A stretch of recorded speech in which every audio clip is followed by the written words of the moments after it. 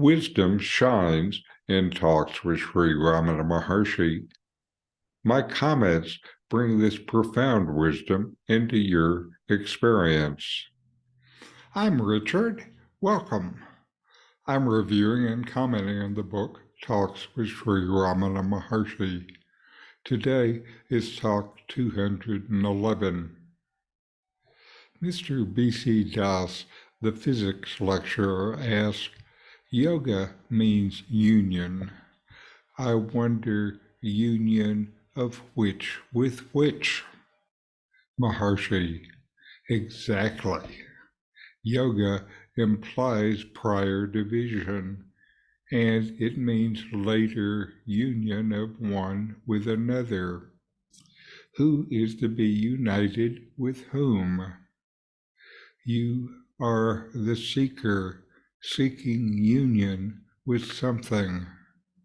That something is apart from you. Yourself is intimate to you. You are aware of the self. Seek it and be it. That will expand as the infinite. Then there will be no question of yoga, etc. Whose is the separation? Viyoga. Find it. Das. Are the stones, etc., destined to be always so? Maharshi, who sees stones? They are perceived by your senses, which are in turn actuated by your mind. So they are in your mind. Whose mind is it? The questioner must find it himself. If the self be found, this question will not arise. The self is more intimate than objects. Find the subject, and the objects will take care of themselves. The objects are seen by different persons according to their outlook, and these theories are evolved. But who is the seer, the cognizer of these theories? It is you. Find yourself. Then there is an end to these vagaries of the mind. Das. What is this mind? Maharshi. A bundle of thoughts. Das. Where Froom has its origin. Maharshi, consciousness of the self. Das. Then thoughts are not real. Maharshi, they are not. The only reality is the self. In this dialogue, Mr. B.C. Das, the physics lecturer, poses a fundamental question about the concept of yoga, which signifies union. He wonders about the nature of this union. What is being unified with what? Ramana Maharshi responds by pointing out the inherent duality implied in the idea of yoga.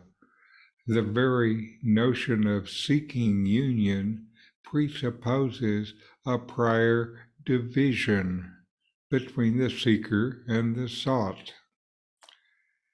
The sage emphasizes knowledge of the self, the essence of your being. He encourages Mr. Das to turn inward and recognize the self, which is already present within. Seek it and be it, Ramana says. We are urged to realize that we are ourselves, the very essence we are searching for. In This self-realization, the need for union dissolves. There is no longer separation. There is no difference, no this and that, non-dual. The self, when realized, is limitless, transcending the need for practices like yoga. To realize the self, what you need to do is to investigate the idea of separation. Where does it come from? Is it from the ego or the consciousness and being that we are, the true self? Ramana then answers a question about the nature of perception and questions the reality of external objects. He challenges the ideas of stones and other objects as separate entities by highlighting that they are perceived within the mind. The stones exist in the mind. He explains that the very perception of objects is a product of the mind, emphasizing that understanding the subject, the self, resolves the issues related to objects. The inquiry is then redirected towards the source of the mind itself. Where does the mind come from? The seer, the one cognizing these theories and seeing the objects, is the individual. By realizing the self, the mind's subject-object view comes to an end.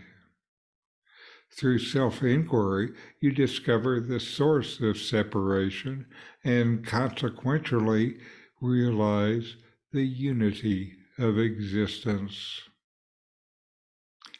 The source of the sense of separation is the idea of existing as a separate being within an external world. If you are separate, so is the stone. Are you a separate being? Know yourself, and then you can know the reality of the stone. The conversation concludes with a brief exploration of the nature of the mind. When asked, "What is this mind?" Maharshi describes the mind as a bundle of thoughts with its origin, the consciousness that is the self. This leads to the realization that thoughts are not real. The only true reality is the self. The ever-changing mind has no existence of its own, no inherent reality. Consciousness, which is always present, is what is real. This dialogue reflects Ramana Maharshi's teachings, emphasizing self-inquiry, the realization of the absolute self as yourself, and transcending duality through self-knowledge. So inquire, know yourself, and be always free and at peace. These videos help bring Ramana Maharshi's teachings into your direct experience. Subscribe now